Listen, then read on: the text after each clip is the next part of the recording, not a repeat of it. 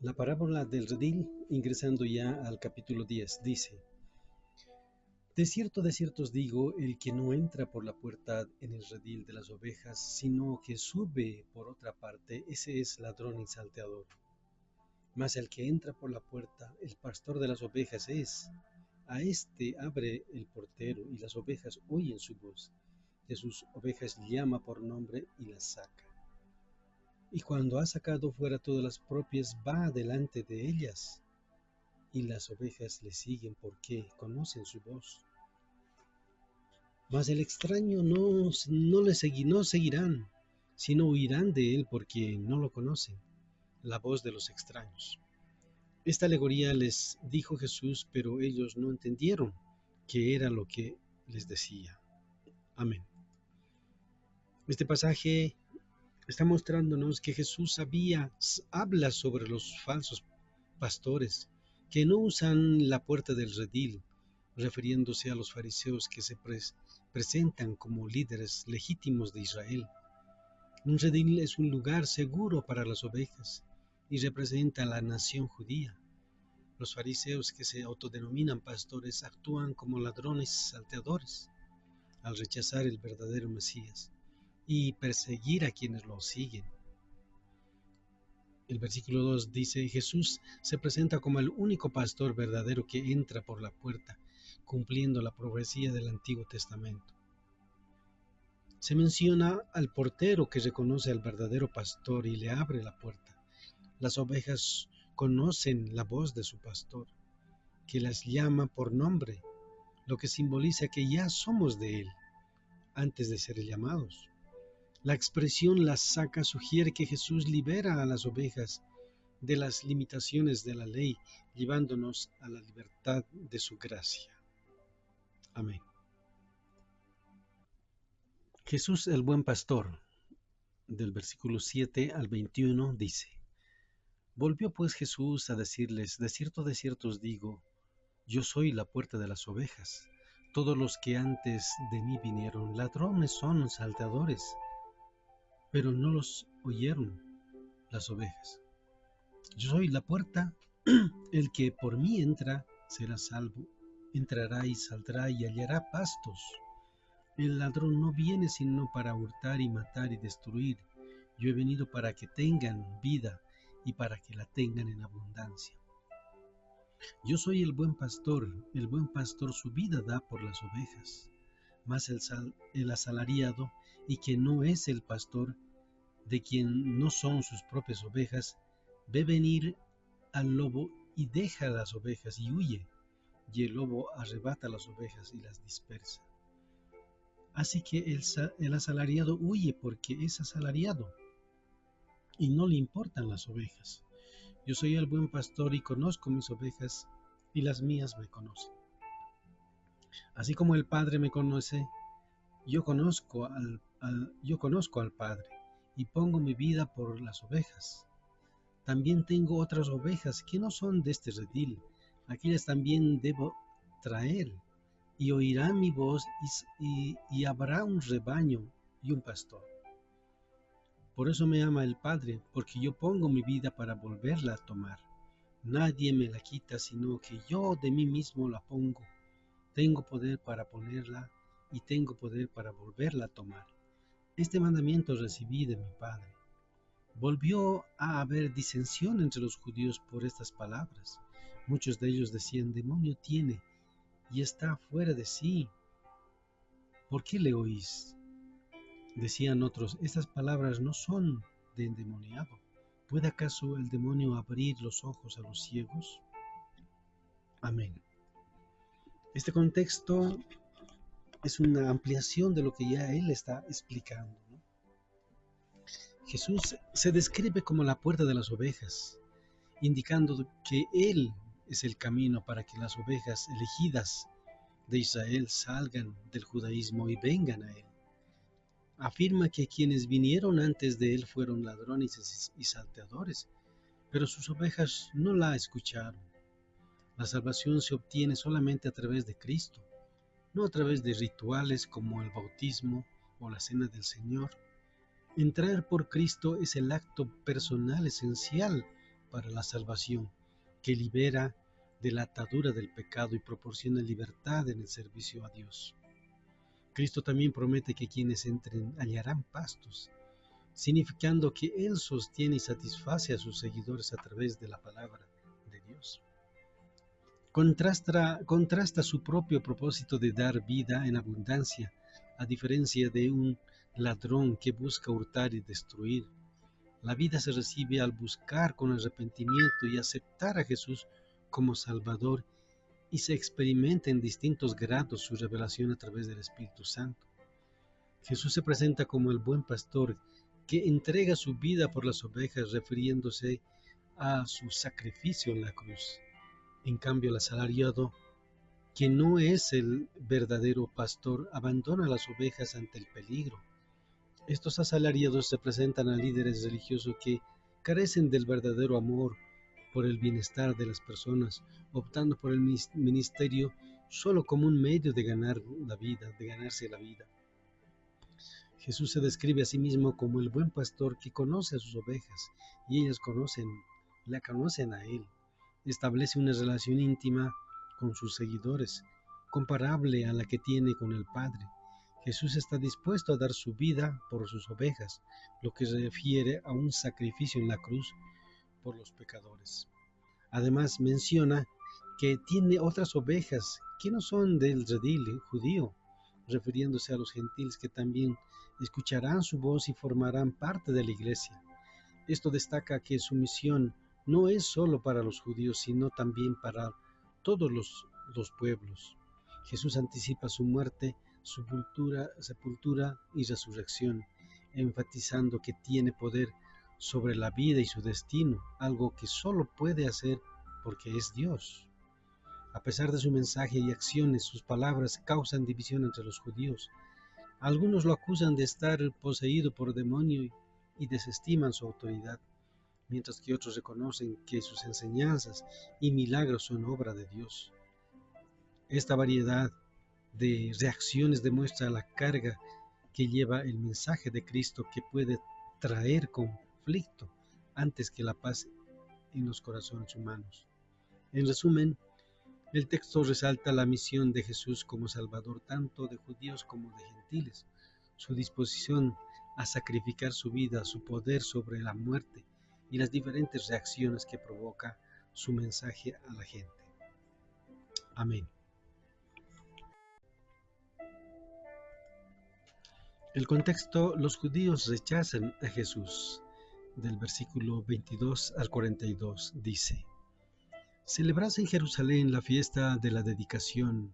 Era invierno, y Jesús andaba en el templo por el pórtico de Salomón. Y le rodearon los judíos y le dijeron: ¿Hasta cuándo nos turbas el alma? Si tú eres el Cristo, dínoslo abiertamente. Jesús les respondió: Os lo he dicho, y no creéis. Las obras que yo hago en nombre de mi Padre, ellas dan testimonio de mí.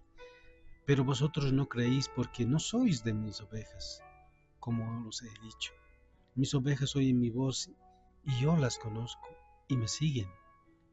Y yo les doy vida eterna, y no perecerán jamás, ni nadie arrebatará de mi mano. Mi Padre que me las dio es mayor que todos, y nadie las puede arrebatar de la mano de mi Padre. Y yo y el Padre uno somos. Entonces los judíos volvieron a tomar piedras para apedrearle. Jesús les respondió: Muchas buenas obras os he mostrado que mi Padre. ¿Por cuál de ellas me apedreáis? Les respondieron los judíos diciendo: Por buena obra no te apedreamos, sino por la blasfemia, porque tú, siendo hombre, te haces Dios. Jesús les respondió: ¿No está escrito en vuestra ley: yo dije, dioses sois?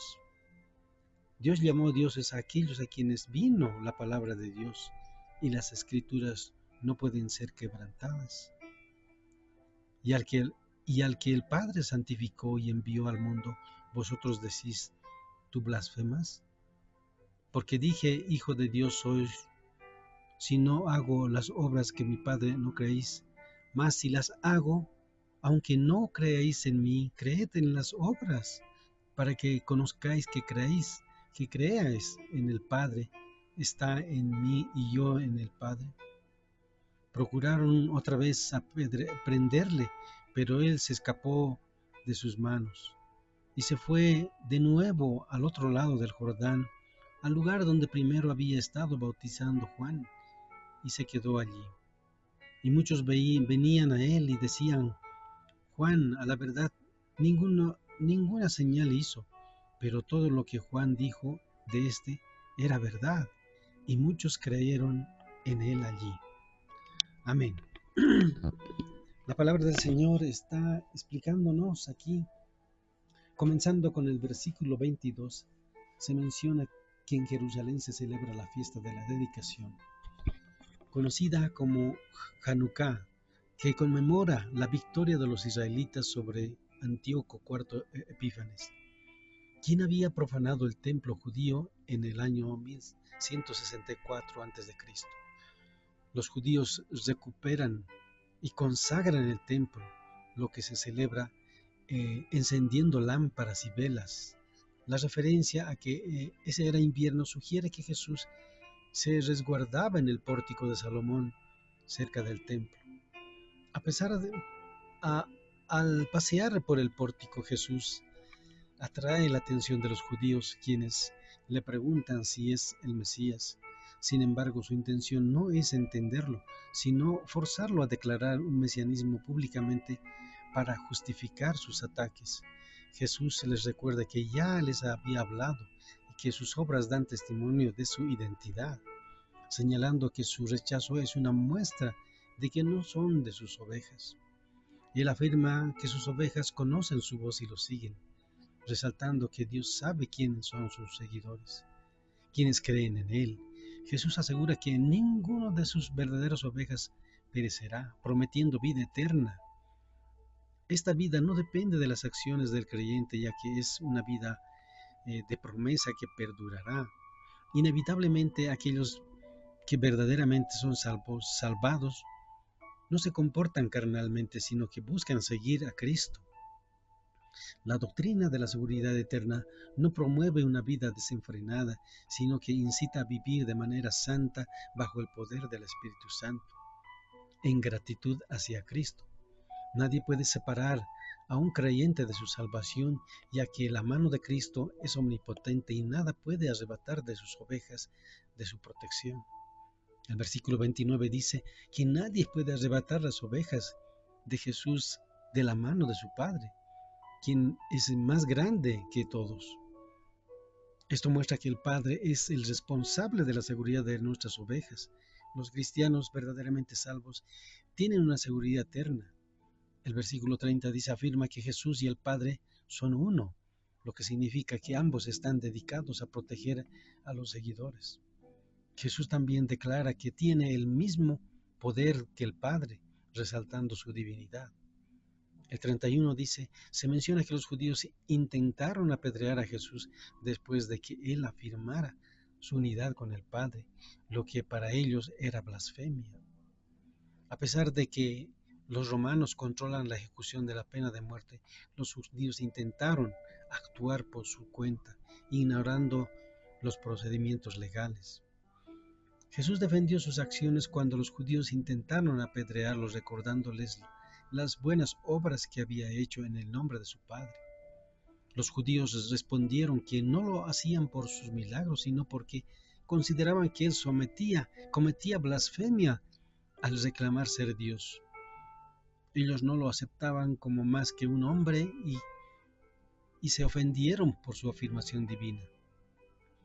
Jesús citó Salmo 82:6, donde se refiere a ciertos jueces de Israel como dioses, para mostrar que Dios también empleaba ese término para referirse a personas. Esto indica que no era incorrecto para él llamarse hijo de Dios, dado que sí se considera a los jueces como dioses por representar a Dios. Aún más razón tenía él para hacerse llamar hijo de Dios. Su argumento enfatiza que si los hombres injustos eran llamados dioses, su identidad era aún más legítima. Además, Jesús insistió en que sus obras eran las del Padre y que debían ser consideradas como prueba de su misión divina. A pesar de que sus adversarios podrían no creer en sus palabras, podían confiar en las obras que realizaba, que reflejaba la voluntad de Dios. Sin embargo, los judíos demostraron no reconocer estas obras y permanecieron ignorantes.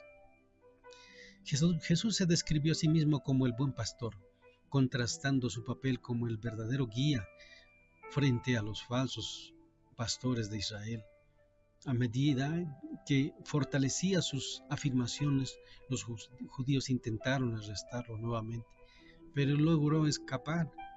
Aún no era el momento, como reiteradamente indica, para arrestarlo, ya que su hora aún no había llegado. Jesús se alejó de Judea hacia el otro lado del Jordán, donde Juan el Bautista había comenzado su ministerio en este lugar. Quizás Perea o Batanea fue donde Cristo regresó antes de su crucifixión. A pesar de que fue desechado por muchos, las personas allí recordaron el testimonio de Juan sobre él y su fe en Jesús se reforzó. Muchos creyentes sinceros acudieron a Jesús dispuestos a enfrentarse al rechazo. Aunque el ministerio de Juan no fue espectacular, su mensaje fue verdadero y fue cumplido por Jesús. La llegada de personas que creyeron en él demuestra que, a pesar del rechazo, siempre hay quienes están listos para seguir a Cristo y disfrutar de su compañía. Amén.